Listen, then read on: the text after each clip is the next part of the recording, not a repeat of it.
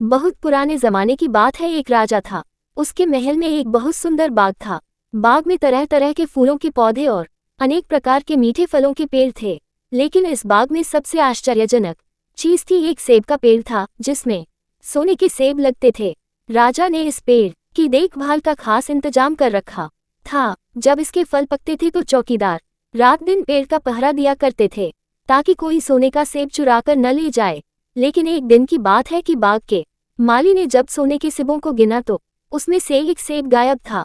उसने दौड़कर राजा को खबर दी। राजा फौरन बाग में पहुंचा। उसे ये देखकर बड़ा आश्चर्य हुआ कि देखभाल का इतना पक्का इंतजाम होने पर भी एक सेब किसी ने चुरा लिया।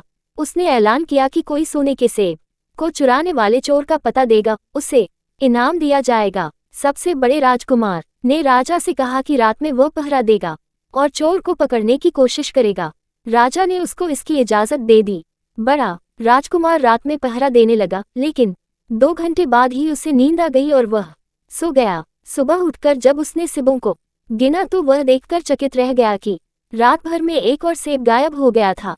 इसके बाद दूसरी रात को मंझले राजकुमार ने पहरा देने का काम संभाला। उसे भी नींद आ गई और तीसरा सेब चोरी हो गया। राजा बहुत चिंतित था। दरबारियों की भी समझ में नहीं आ रहा था कि क्या किया जाए। सब लोग उदास बैठे थे कि इतने में सबसे छोटा राजकुमार आया और उसने कहा कि आज की रात मैं पहरा दूंगा और चोर को पकड़ूंगा। राजा इस राजकुमार से खुश नहीं रहता था। वह उसे मूर्ख भी मानता था। उसने उसे डांटते हुए कहा, तुम क्या समझते हो, क्या तुम्हें इसमें सफलता मिलेगी? तुमसे बड़े और तुमसे ज्यादा समझदार दोनों राजकुमार इस काम में असफल हो चुके हैं। तुम जाओ अपना काम करो। लेकिन छोटा राजकुमार नहीं माना। उसने राजा से प्रार्थना की कि उसे एक मौका जरूर दिया जाए। अंत में राजा राजी हो गया। राजकुमार रात में पहरा देने लगा।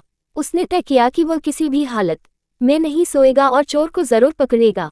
जब आधी रात हुई और 12 बजे का आखिरी घंटा बजा तो राजकुमार ने देखा कि एक सुंदर सोने की चिड़िया कहीं से उड़ती हुई आए और सेब के पेड़ पर बैठ गई। उसने देखते देखते सोने का एक सेब तोड़कर अपनी चोंच में पकड़ लिया। राजकुमार ने फौरन निशाना साधकर तीर चला दिया, लेकिन तीर चिड़िया को नहीं लगा और वह पंख फड़फड़ाकर उड़ गई। हाँ, इतना अवश्य हुआ कि उसका एक सुनहरा पंख टूटकर जमीन पर आ गिरा। दूसरे दिन सुबह राजकुमार ने राजा को सारी बात बता दी और वह सोने का पंख उनके सामने रख दिया। पंख इतना सुंदर और इतना कीमती था कि राजा उसे देखता ही रह गया। उसने कहा, अगर उस चिड़िया का एक पंख इतना सुंदर है तो वह पूरी चिड़िया कितनी सुंदर होगी। मैं चाहता हूँ कि उस चिड़िया को कोई पकड़ लाए। सबसे पहले बड़ा राजकुमार इस काम के लिए रवाना हुआ। चलते चलते वह एक जंगल में पहुंचा। वहां उसने एक लोमड़ी को एक पेड़ के नीचे आराम करते हुए देखा। राजकुमार ने मौका देखकर तीर अपने धनुष पर चढ़ा लिया। वह तीर छोड़ने ही जा रहा था कि लोमड़ी ने चिल्लाकर कहा, राजकुमार, मुझे मत मारो। मुझे पता है कि तुम सोने की चिड़िया की खोज में निकले हो। तुम मेरी राय मानो तो तुम्हारा काम जल्दी ही पूरा हो जाएगा। तुम इसी रास्ते से सीधे चले जाओ। शाम होने पर तुम एक गांव में पहुंचोगे। वहां तुम्हें आमने सामने 2 सराय मिलेंगी। एक सराय खूब सजी सजाए और सुंदर सी होगी, लेकिन तुम उसमें मत ठहरना। तुम उसके सामने वाली दूसरी सराय में ठहरना, जो बहुत मामूली और देखने में भी भद्दी सी होगी।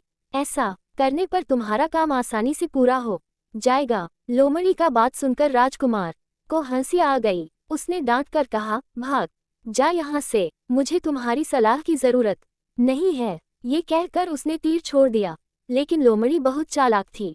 वह बचकर निकल भागी। राजकुमार आगे चलता गया। शाम को जब वह एक गांव में पहुंचा तो उसने देखा कि वहां सड़क के किनारे सचमुच 2 सराय थीं। उनमें से एक सराय खूब सजी सजाई थी और उसके अंदर से लोगों के नाचने गाने की आवाजें आ रही थीं।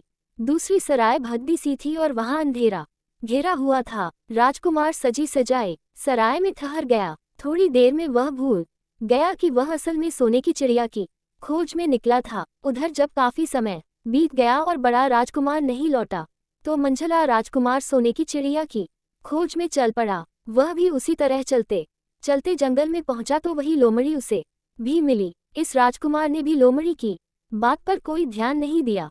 जब वह शाम को उस गांव में पहुंचा तो बड़े राजकुमार की तरह सजी सजाई सराय में ठहरा। वहां के नाच रंग में मस्त होकर वह भी अपना काम भूल गया। यहाँ तक कि उसे घर लौटने की भी सुध न रही। अंत में सबसे छोटे राजकुमार ने राजा से कहा कि मैं सोने की चिड़िया की खोज में जाऊंगा। राजा को विश्वास था कि जब उससे बड़े दोनों राजकुमार इस काम में सफल नहीं हुए तो इसे और भी सफलता नहीं मिलेगी, लेकिन उसकी जिद करने पर राजा ने उसे इजाजत दे दी। छोटा राजकुमार तैयार होकर सोने की चिड़िया की खोज में निकला। जंगल में उसे भी लोमड़ी मिली। राजकुमार ने लोमड़ी की बात को ध्यान से सुना और लोमड़ी से कहा, ठीक है, तुम जैसे कह रही हो मैं वैसा ही करूंगा। अब तुम जाओ, मैं तुम्हें नहीं मारूंगा। इस पर लोमड़ी खुश होकर बोली, तुम सबसे अच्छे लड़के मालूम होते हो। तुमने मेरी बात बात का मजाक नहीं उड़ाया और मुझ पर तीर नहीं चलाया। मैं तुमसे खुश हूँ और तुम्हारी मदद करूंगी। आओ, तुम मेरी पूंछ पर बैठ जाओ, मैं तुम्हें उस सराय तक पहुंचा देती हूँ। देखते देखते लोमड़ी की पूंछ काफी बड़ी हो गई और राजकुमार उस पर बैठ गया। उसके बैठते ही लोमड़ी हवा में उड़ने लगी और थोड़ी ही देर में मैदानों और पहाड़ों को पार करके उसी गांव में जा पहुंची। राजकुमार ने उसकी सलाह को मानकर छोटी और पुरानी सराय में ही डेरा डाल दिया। वह दूसरी सजी सजाई सराय से दूर ही रहा। दूसरे दिन सुबह उठकर जब वह आगे बढ़ा तो कुछ दूर चलने पर उसे वह लोमड़ी फिर से रास्ते में मिल गई। लोमड़ी ने उससे कहा, अब मैं तुम्हें बताती हूँ कि आगे तुम्हें क्या करना चाहिए। तुम सीधे चलो। आगे चलने पर तुम्हें एक बहुत बड़ा किला मिलेगा जिस पर सिपाही लोग पहरा दे रहे होंगे। तुम सिपाहियों से डरना मत और सीधे नदर चले जाना, क्योंकि वे इस समय सो रहे होंगे। तुम बेधड़क होकर किले में घुसते चले जाना और उनके कमरों को पार करते हुए उस जगह पहुंच जाना जहां लकड़ी के एक मामूली से पिंजरे में सोने की चिड़िया बंद है। तुम चिड़िया को पिंजरे सहित उठाकर किले से बाहर ले आना, लेकिन एक बात याद रखना, चिड़िया के पिंजरे के पास ही एक बहुत सुंदर सा सोने का पिंजरा भी रखा होगा। तुम भूलकर भी चिड़िया को उस पिंजरे में मत रखना, मगर तुम उसे लकड़ी के पिंजरे में से निकालकर सोने के पिंजरे में रखने की कोशिश करोगे तो बाद में पछताओगे। ये कहकर लोमड़ी ने राजकुमार को फिर से अपनी पूंछ पर बिठाया और थोड़ी ही देर में उसको किले के पास पहुंचा दिया। राजकुमार ने किले का पास जाकर देखा कि सचमुच उसके पहरेदार सो रहे थे। वह बिना डरे सीधा महल में घुस गया और थोड़ी ही देर बाद वह उस कमरे में जा पहुंचा जहां सोने की चिड़िया एक पिंजरे में बैठी हुई थी। पिंजरे के पास ही सोने के 3 सेब पड़े हुए थे। इन सेबों को देखकर राजकुमार ने फौरन पहचान लिया कि ये सेब उसके पिता के बाग के ही थे। सोने की चिड़िया इतनी सुंदर थी कि राजकुमार उसको देखता ही रह गया। वह उसको उठाकर लाने ही वाला था कि उसकी नजर पास ही पड़े एक सुंदर से पिंजरे पर पड़ी। वह पिंजरा बहुत सुंदर था और उसमें तरह तरह के कीमती पत्थर जड़े हुए थे। सोने की चिड़िया के लिए वही पिंजरा ठीक मालूम पड़ता था। राजकुमार लोमड़ी की बात को भूल गया और उसने सोने की चिड़िया को लकड़ी के पिंजरे से निकालकर सोने के पिंजरे में बंद कर दिया। लेकिन नए पिंजरे में आते ही चिड़िया ने खूब जोर जोर से शोर मचाना शुरू कर दिया। राजकुमार पिंजरे को उठाकर कमरे से बाहर भी नहीं निकल पाया था कि बहुत से सिपाही कमरे में घुस आए और उन्होंने राजकुमार को पकड़ लिया। अब राजकुमार को अपनी भूल का पता चला। उसे याद आया कि लोमड़ी ने उससे क्या कहा था, लेकिन अब क्या हो सकता था। सिपाही उसे खींचते हुए राजा के दरबार में ले गए। राजा के पूछने पर राजकुमार ने सारी बात कह सुनाई। राजा बोला, तुम मेरे महल में चोरी करने के लिए घुसे थे। मैं तुमको माफ नहीं कर सकता। तुम्हें फांसी की सजा दी जाएगी, लेकिन मैं तुम्हें एक मौका देता हूँ।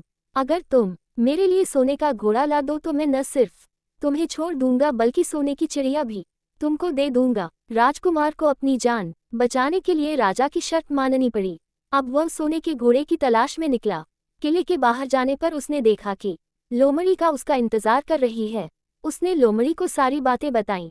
लोमड़ी ने निराश होते हुए कहा, मैं अब तुम्हारी कोई मदद नहीं करूंगी। तुमने मेरे कहने के अनुसार नहीं किया। मैंने जिस तरह से कहा था, अगर तुम उस तरह से काम करते तो इस मुसीबत में नहीं फंसते और सोने की चिड़िया तुम्हें मिल जाती। राजकुमार बोला, इस बार मुझे माफ कर दो, मुझसे गलती हो गई। मेरा काम तुम्हारी सहायता के बिना नहीं चलेगा। मुझे राजा ने सोने का घोड़ा लाने के लिए कहा है, वरना वह मुझे फांसी पर चढ़ा देगा। लोमड़ी ने कहा, खैर मैं तुम्हें माफ करती हूँ। अब तुम ऐसा करो कि मेरी पूंछ पर बैठकर सीधे चले चलो। कुछ दूर जाने पर तुम्हें एक दूसरा किला मिलेगा। उसी किले की घुड़साल में तुम्हें सोने का घोड़ा बंधा हुआ मिलेगा। महल के नौकर चाकर सब सो रहे होंगे। तुम चुपचाप जाना और घोड़े को खोल लेना। लेकिन एक बात याद रखना, वहाँ घोड़े के पास ही घोड़े पर कसने के लिए 2 जीनें रखी होंगी। उसमें से एक तो पुरानी चमड़े की जीन होगी और दूसरी सोने की जीन होगी।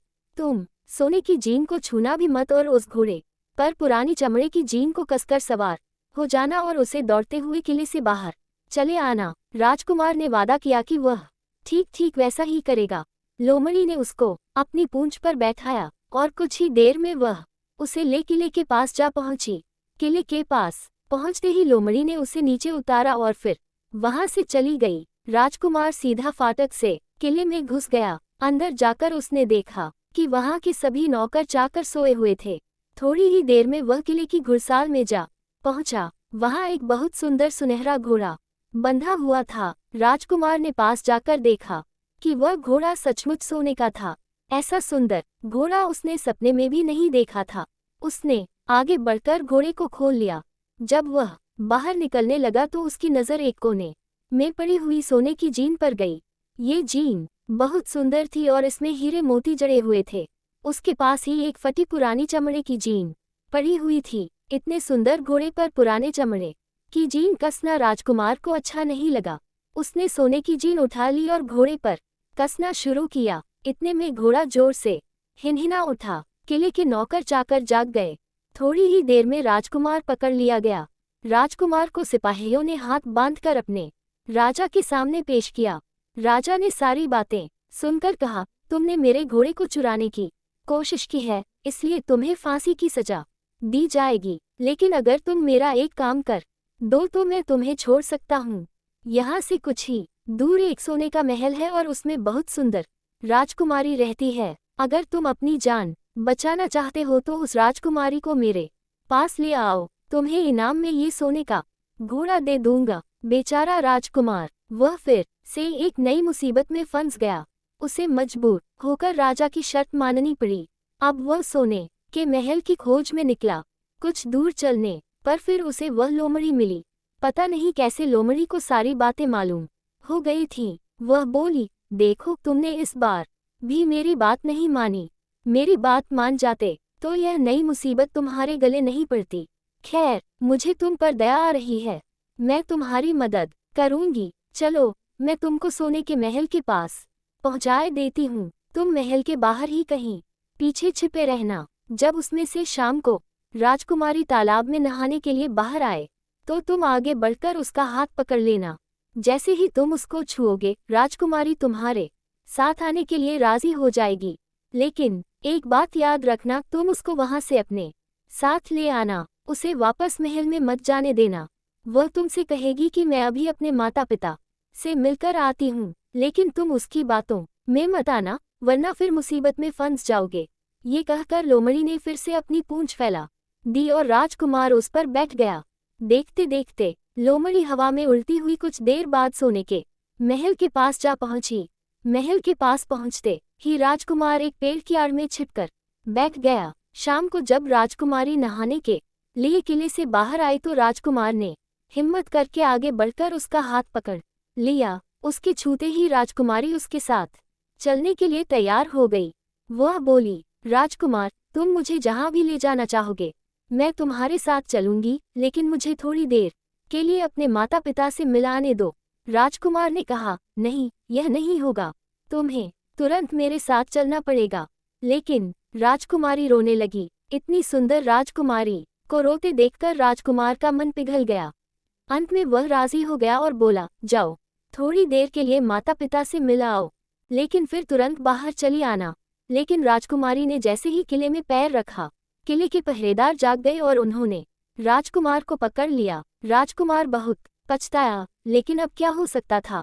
सिपाहियों ने उसे अपने राजा के सामने पेश किया। राजा बहुत निराश था। उसने उसी वक्त हुक्म दिया, इस राजकुमार को फौरन फांसी पर चढ़ा दिया जाए। ये सुनकर राजकुमार रोने गिड़गिड़ाने लगा। इस पर राजा ने थोड़ी देर विचार करने के बाद कहा, मैं अपनी आज्ञा वापस नहीं ले सकता, लेकिन अगर तुम मेरा एक काम कर दो तो तुम्हारी जान बच सकती है। हमारे किले के ठीक सामने ये जो बड़ा पहाड़ है, इसके कारण हमारे किले की सुंदरता नष्ट होती है। अगर तुम 8 दिन में इस पहाड़ को खोदकर साफ कर दो तो हम तुम्हें क्षमा कर देंगे और राजकुमारी का विवाह तुम्हारे साथ कर देंगे।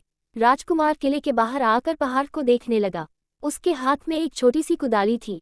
उसकी समझ में नहीं आ रहा था कि इतना बड़ा पहाड़ 8 दिन में वह कैसे खोद सकेगा। फिर भी उसे अपनी जान तो बचानी ही थी, इसलिए वह पहाड़ खोदने लगा। धीरे धीरे 7 दिन बीत गए। इतने दिन तक लगातार खोदने पर भी पहाड़ का सिर्फ एक कोना ही खोद सका। वह दुखी होकर बैठ गया। उसे अब अपने पर बहुत अधिक क्रोध आ रहा था। वह मन में कहने लगा कि अगर मैंने लोमड़ी की बात मान ली होती तो कितना अच्छा होता। लोमड़ी ने मुझको हर बार ठीक सलाह दी और मैं हर बार उसका कहना न मानकर नई से नई मुसीबत में फंस जाता हूँ। राजकुमार इस तरह सिर झुकाए बैठा था कि अचानक उसे अपने पैरों के पास लोमड़ी की पूंछ हिलती दिखाई दी। उसने नजर उठाकर देखा, सचमुच वही लोमड़ी खड़ी थी। लोमड़ी ने मुस्कुराते हुए कहा, क्यों, क्या हाल है? इस बार तो तुम्हारी मदद करने की मेरी जरा भी इच्छा नहीं थी, लेकिन मैं 7 दिन से तुमको पहाड़ खोदते हुए देख रही हूँ। मुझे दया आ गई और मैं तुम्हारी मदद के लिए चली आई। जाओ, तुम बहुत थक गए हो, सो जाओ, मैं थोड़ी ही देर में तुम्हारा काम पूरा कर दूंगी। इस बार राजकुमार ने तय कर लिया था कि अब वह लोमड़ी जिस तरह कहेगी वह उसी तरह करेगा। वह चुपचाप उठकर एक तरफ सोने चला गया। थोड़ी ही देर में उसे नींद आ गई। सुबह जब वह सोकर उठा तो उसे अपनी आंखों पर विश्वास नहीं हो रहा था। वहां कहीं भी पहाड़ का नाम नहीं था और महल का सुंदर दृश्य दिखाई दे रहा था। राजकुमार सीधा राजा के पास पहुंचा। राजा उसके काम पर बहुत खुश था। उसने तुरंत अपने वादे के अनुसार राजकुमारी के साथ उसका विवाह कर दिया। जब राजकुमार उस सुंदर राजकुमारी के साथ कुछ दूर चला तो उसे रास्ते में फिर वही लोमड़ी मिली। लोमड़ी बोली, बधाई हो राजकुमार। राजकुमारी के साथ तुम्हें देखकर मुझे बड़ी खुशी हो रही है, लेकिन अब तुम्हें सोने का घोड़ा और सोने की चिड़िया भी प्राप्त करनी चाहिए, क्योंकि वे दोनों चीजें तुम्हारे ही लायक हैं और तुम उन्हें आसानी से प्राप्त कर सकते हो। राजकुमार बोला, लेकिन भला मुझे सोने का घोड़ा और सोने की चिड़िया कैसे मिल सकती है? मैं तो इस राजकुमारी को भी उस राजा के लिए ले जा रहा हूँ। लोमड़ी ने कहा, नहीं, तुम ऐसा काम कभी मत करना। इस राजकुमारी के साथ तुम्हारा विवाह हुआ है और यह अब तुम्हारी ही है। अगर तुम मेरे कहने के अनुसार काम करो तो तुम्हें सोने का घोड़ा और सोने की चिड़िया भी मिल सकती है। तुम पहले इस राजकुमारी को लेकर सोने के घोड़े वाले राजा के पास जाओ। राजा खुश होकर तुमको सोने का घोड़ा दे देगा।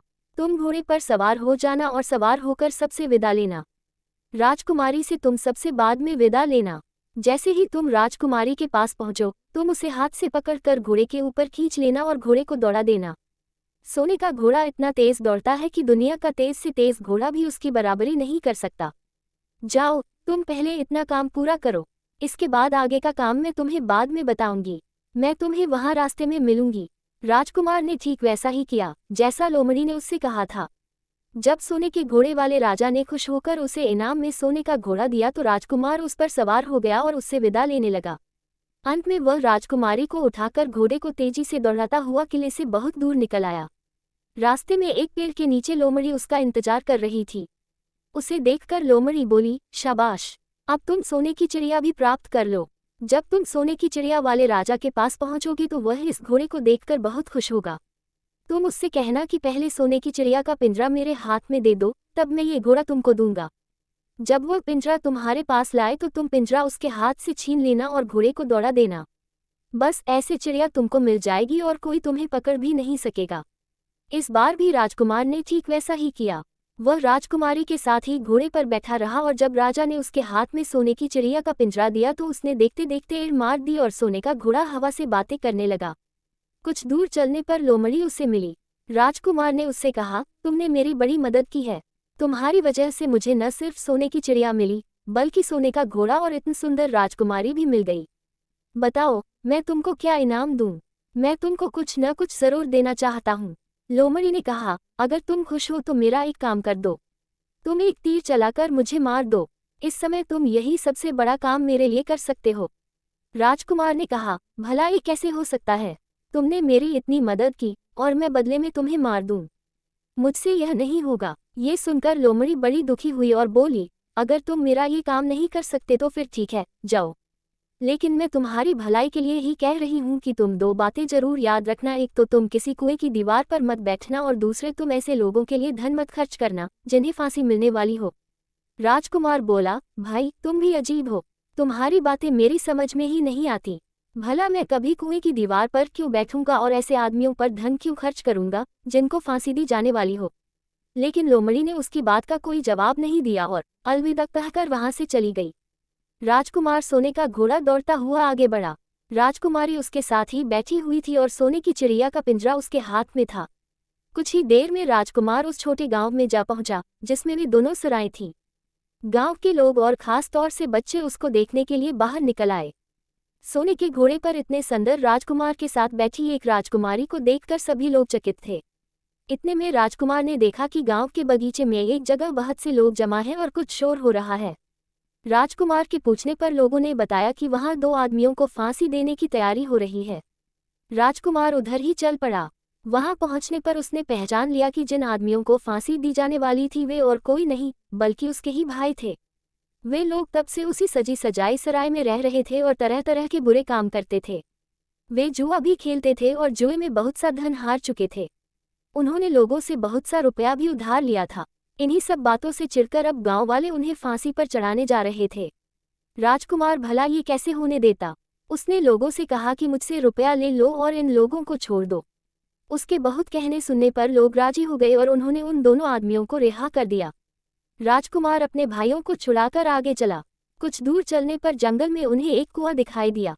इस पर राजकुमार के कुछ देर कुएं के पास आराम करते हैं। वहां ठंडा पानी पीने के बाद हम लोग आगे चलेंगे। राजकुमार राजी हो गया। अब तक वह ये भी भूल चुका था कि लोमड़ी ने विदा होते समय उससे क्या कहा था।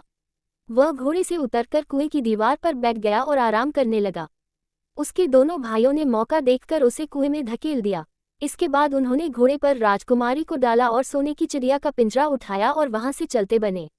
कुछ ही देर में वे लोग अपने राज्य में लौट आए। घर लौटकर उन्होंने राजा से कहा, हम लोग सोने की चिड़िया को पकड़ आए हैं।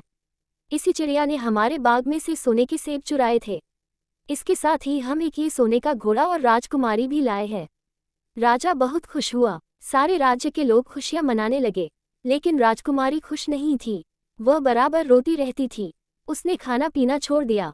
यही नहीं, घोड़े ने भी दाना पानी बंद कर दिया और सोने की चिड़िया भी उदास रहने लगी। राजा ने बहुत कोशिश की लेकिन न तो वह राजकुमारी खुश हुई और न सोने के घोड़े और सोने की चिड़िया ने दाना खाना शुरू किया। उधर छोटा राजकुमार कुएं में गिर गया था लेकिन वह मरा नहीं। कुआं बहुत गहरा था लेकिन उसमें पानी बहुत थोड़ा था। वह कुएं में बैठा बैठा अपने भाग्य को कोसता रहा। अब उसे फिर उसी लोमड़ी की याद आई और वह पछताने लगा कि अगर मैंने उसका कहना मान लिया होता तो मैं मुसीबत में न फंसता। राजकुमार ने जैसे ही लोमड़ी को याद किया, लोमड़ी न मालूम कैसे कुएं के मुंह पर आ पहुंची और बोली, देखो राजकुमार, मैंने पहले ही तुम्हें समझाया था कि किसी कुएं की दीवार पर मत बैठना और ऐसे आदमियों की मदद मत करना जिन्हें फांसी दी जाने वाली हो। लेकिन तुम नहीं माने। खैर चलो, अब आखिरी बार मैं फिर तुम्हारी मदद किए देती हूँ। लो मेरी पूंछ पकड़कर कुएं से बाहर निकल जाओ। ये कहकर लोमड़ी ने अपनी पूंछ कुएं में लटका दी। देखते देखते पूंछ इतनी लंबी हो गई कि कुएं के पेंदे में पड़े राजकुमार के पास तक जा पहुंची। राजकुमार उसे पकड़कर कुएं से बाहर निकल आया। लोमड़ी ने उससे कहा, जाओ अब तुम अपने घर जाओ, लेकिन जरा होशियार रहना, तुम्हारे भाई तुम्हारी जान के दुश्मन हैं। वे लोग जरूर तुमको ढूंढ रहे होंगे। राजकुमार घर की ओर चल पड़ा। अपने राज में पहुंचने पर उसे एक भिखारी मिला। भिखारी को उसने अपने सुंदर कपड़े दान में दे दिए और उनके भद्दे पुराने कपड़े पहन लिए। इस तरह भेष बदलकर वह अपने किले में पहुंचा। वहां उसके पहुंचने पर एक बड़ी आश्चर्यजनक बात आई। सोने का घोड़ा खुशी से हिनहिनाने लगा और दाना खाने लगा। सोने की चिड़िया भी अपने पिंजरे में खुशी से फुदकने लगी और गाना गाने लगी। राजकुमारी ने अपने आंसू पोंछ डाले और वह भी खुश दिखाई देने लगी। लेकिन राजा की समझ में कुछ नहीं आया। उसने राजकुमारी से इसका कारण पूछा तो वह बोली, मैंने तो पहले ही आपको सारी कहानी बता दी थी। आपके बड़े और मंझले राजकुमार ने छोटे राजकुमार के साथ धोखा किया है। इन्होंने आपको भी धोखा दिया है। लेकिन अब आपका छोटा राजकुमार यहाँ पर आ पहुँचा है, इसीलिए मुझे बहुत खुशी हो रही है। उसी के साथ मेरी शादी हुई है और मैं उसके साथ ही सुखी रह सकती हूँ। फिर उसने मैले कुचले कपड़े पहने एक आदमी की ओर इशारा करते हुए कहा, वह रहा आपका छोटा राजकुमार। राजा ने भी अपने छोटे लड़के को पहचान लिया। अब राजा ने अपने छोटे बेटे के बारे में अपने विचार बदल दिए। अब वह उसको बहुत समझदार और बहादुर मानने लगा और उससे बहुत अधिक प्यार करने लगा। उसने उसको राजगद्दी पर बिठाने का निश्चय किया। बड़े और मंझले राजकुमार ने अपने छोटे भाई को ही धोखा नहीं दिया था बल्कि राजा को भी धोखा दिया था। इससे राजा उनसे बहुत नाराज था। उसने उन दोनों को अपने राज्य से निकलवा दिया। इसके बाद बड़ी धूमधाम के साथ राजकुमारी के साथ राजकुमार का विवाह हुआ और दोनों सुख से रहने लगे। लेकिन राजकुमार उस लोमड़ी को नहीं भूला था जिसने उसकी सहायता की थी। एक दिन समय निकालकर वह जंगल में उस लोमड़ी की खोज में निकला। बहुत ढूंढने के बाद एक पेड़ के खोखले भाग में उसने उस लोमड़ी को चुपचाप बैठे हुए देखा। लोमड़ी बहुत उदास थी और पहले से बहुत ज्यादा दुबली भी हो गई थी। राजकुमार को देखते ही लोमड़ी ने उसे पहचान लिया और कहा, आह कहो राजकुमार, आज इधर कैसे भूल पड़े। राजकुमार ने कहा, मैं आज तुम्हें ही ढूंढने के लिए आया हूँ। चलो मेरे बाग में आराम से रहना, वहाँ तुम्हें किसी तरह की तकलीफ नहीं होगी। यहाँ तो जंगल में तुम्हें खाने पीने की तकलीफ होती होगी और जंगली जानवरों और शिकारियों का डर बना रहता होगा। लोमड़ी ने कहा, नहीं राजकुमार, मैं यहाँ ठीक हूँ, और भला अब तुम्हें मेरे दुख से क्या लेना देना। तुम्हारा काम निकल गया, अब तुम सुख से अपने राज में रहो। राजकुमार बोला, नहीं, तुमने मेरा बड़ा उपकार किया है, मैं तुम्हें इनाम देना चाहता हूँ और अपने साथ ही रखना चाहता हूँ। राजकुमारी भी बहुत खुश होगी, वह भी तुमसे मिलना चाहती है। लोमड़ी बोली, अगर तुम सचमुच मुझे इनाम देना चाहते हो तो मेरा एक काम कर दो। मैंने तुमसे पहले भी कहा था कि तुम तीर चलाकर मुझे मार दो, इसी से मेरा लाभ होगा। असल में एक जादूगर ने मुझ पर जादू कर रखा है। मैं लोमड़ी नहीं हूँ, मुझे उसके जादू के प्रभाव से लोमड़ी के रूप में रहना पड़ रहा है। मैं तो उसी देश का राजकुमार हूँ जहाँ की राजकुमारी से तुम्हारा विवाह हुआ है। असल में वह राजकुमारी मेरी छोटी बहन है। अगर तुम तीर चलाकर मुझे मार दोगे तो इस जादू से मुझे मुक्ति मिल जाएगी और मैं फिर अपने देश लौट सकूंगा। राजकुमार को यह सुनकर बड़ा आश्चर्य हुआ। उसने फौरन अपने धनुष पर तीर चढ़ाया और लोमड़ी की ओर छोड़ दिया। तीर के लगते ही लोमड़ी मर गई और उसमें से एक सुंदर सा राजकुमार निकल आया। फिर दोनों राजकुमार आपस में गले मिले। इसके बाद दोनों राजकुमार वापस महल में लौट आए। वहां राजकुमारी अपने भाई से मिलकर बहुत खुश हुई।